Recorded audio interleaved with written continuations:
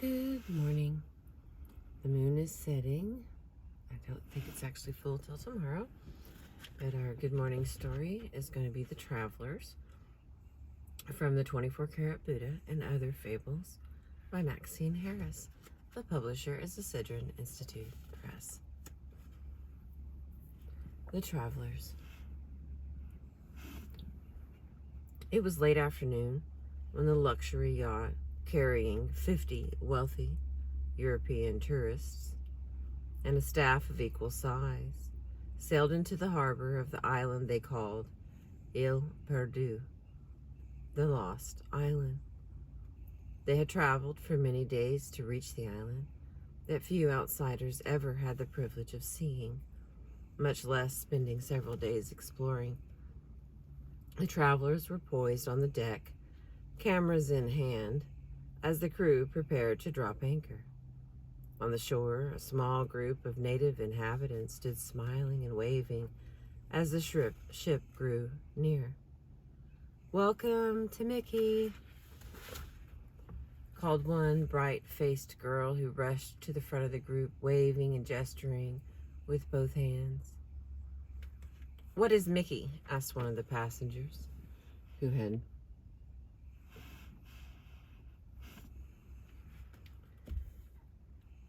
heard the little girl call out. "Oh, that is the name the native people have given to their island. I think it means place of comfort in their language," replied the ship's captain, who was also somewhat of an expert on native customs and beliefs. As the travelers prepared to disembark for their first real look at Ile Perdue, the captain gave them a brief history of the island. Because of its remote location, only 1 or 2 ships a month ever come to the island. So the world you are about to see is as untouched by our civilization as any place you are likely to find. The natives are friendly and welcoming. Many of them have learned to speak some English because of the ships that have been coming here. Also, there was a missionary who spent time here many years ago, and he taught a group of the older inhabitants to read and write a little. Some of those skills have been passed down to the current inhabitants. But of course, we have not come all this way to visit with a small group of natives. You have come to see some of the most beautiful and awe-inspiring scenery, and some of the most unique vegetation and animal life anywhere in the world.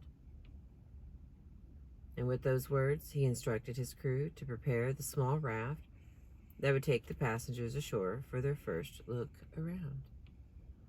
As the passengers came ashore, the group of natives bid them welcome and then dispersed to go about their afternoon routines. Only the girl with the bright face and dark eyes stayed behind.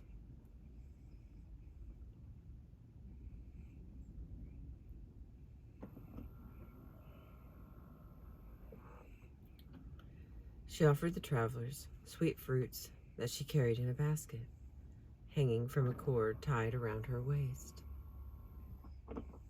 She chatted animatedly, using words from her native language mixed with English and a word or two of Spanish that she had learned from the last boat of travelers to sail into the harbor of her island just a few weeks earlier. The girl tagged along as the travelers made their way up a narrow path to the top of a gentle hill. What they saw when they arrived at the top of the hill made everyone stop and just stare. The valley below was the most spectacular combination of pink and purple flowers. The usual green and brown shades of most valleys were almost completely absent. Everywhere there was purple, pink, and more purple. It was as if some wild artist had sprayed pastel paints as part of a lavish prank. Once they caught their breath, the travelers asked questions about how this incredible combination of colors had come to replace the more usual colors of the valleys they were accustomed to seeing back home. The questions were followed almost immediately by the clicking of cameras, a ritual that went on until everyone was satisfied that they had taken the perfect picture. Without a photograph, how would anyone back home believe that they had actually seen a purple valley? The young girl had seen many tourists gasp and marvel at the sight of her purple valley. She still could not understand what all the fuss was about. She had seen the valley in just this way ever since she first walked to the top of the hill with her mother many seasons ago. She spent hours playing in the valley with her brothers and sisters, made wreaths from the dried flowers she gathered, and sat picking blossoms on afternoons when she just wanted to be alone. She was glad that the travelers liked her valley. She just could not understand what they found so special. Over the next several days, the travelers spent more time exploring the island.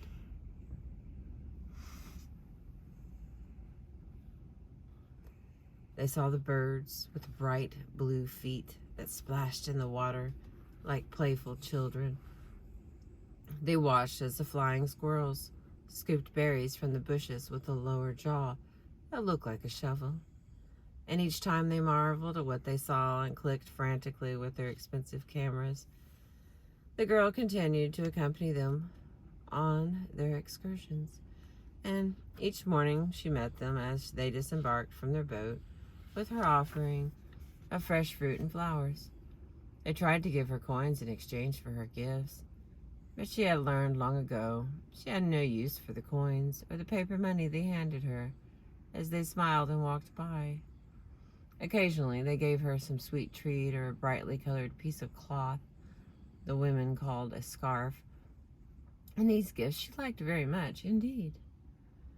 Each night, the travelers returned to their ship for an evening meal prepared by a fine European chef. They talked of all they had seen and of how beautiful the island was and how incredible some of the animals and plants were. And each night, the young girl returned to the straw and wood hut she shared with her large family for a meal of fruits, vegetables, and fish that her parents and older brothers and sisters had gathered and caught earlier in the day. The people on the ship went to sleep content after listening to music and sipping wine and watching the stars from the deck of the yacht. The little girl and her family, too, watched the stars, told stories, and listened to the sounds of the island and the sea. All too quickly, the time the travelers had planned to spend on Il Perdu came to an end. As they walked on the beach for the last time, they watched some of the native children swimming with the sea lions. The young children, whose brown bodies were almost indistinguishable from the sea lion pups, would hold a piece of fish in their mouths and let the pups swim up and grab the fish. The children giggled and swam as the tourists watched and clicked their cameras one last time. The girl with the bright face walked to the edge of the shore and waved as the boat prepared to sail. "Thank you for coming to Mickey," she called, and waved some more. As their ship sailed away, the travelers began to talk among themselves about the wonderful experience they had just had. My friends back home just won't believe what we saw. Some of those animals seemed straight out of a fairy tale. And weren't the sunsets over the purple fields just spectacular? Exclaimed one passenger. Everything was truly marvelous, said another. You can see why they call this the Lost Island. I agree with everything you said, pondered a rather buxom woman with jet black hair.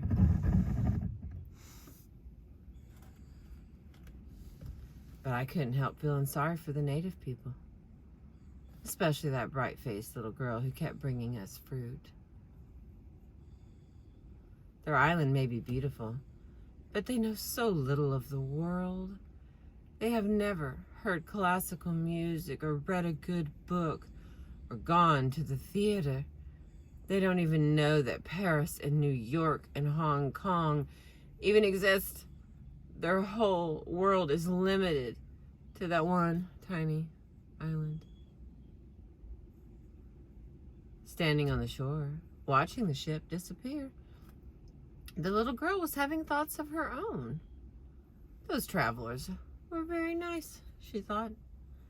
And my uncle tells me that they are all very rich and have much power. But how sad for them that they had to leave Mickey.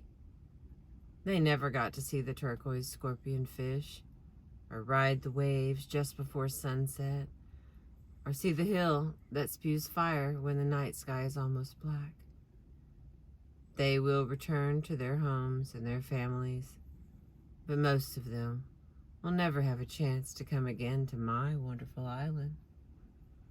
How very, very sad to only have 1 week in your whole life when you can walk the shores of Mickey.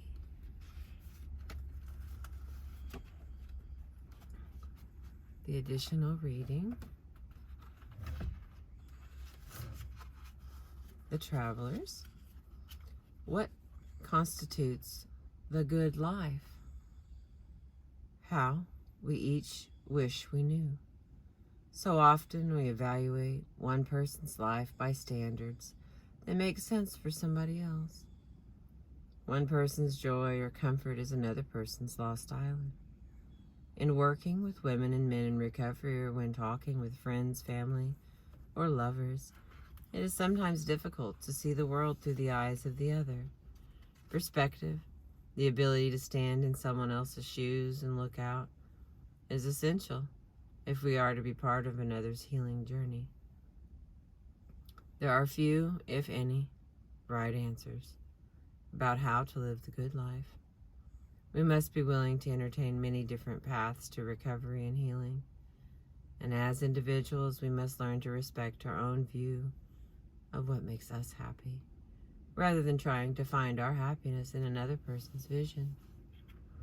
Thank you for listening. Mookie and Zorro were with us today. I know I can hear Zorro snoring.